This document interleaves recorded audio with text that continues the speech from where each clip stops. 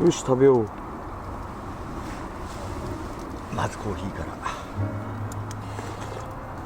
ああったまる。いただきます。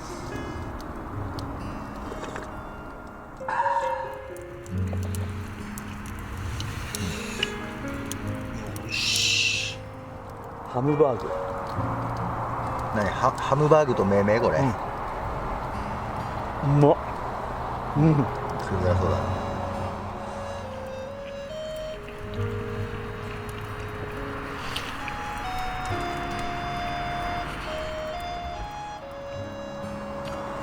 これでもかってぐらいチーズじゃない？ん？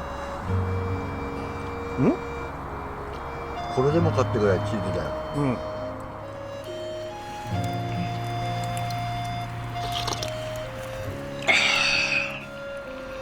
チーズが塩気いっぱいあるじゃん。うん。だからあえて胡椒だけにしたの。正解じゃない？正解でしょ？うん。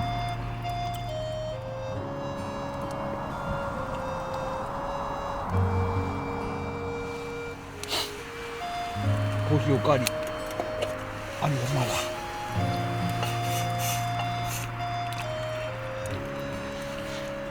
保温が効くからいいね。冷めないもんね。うん。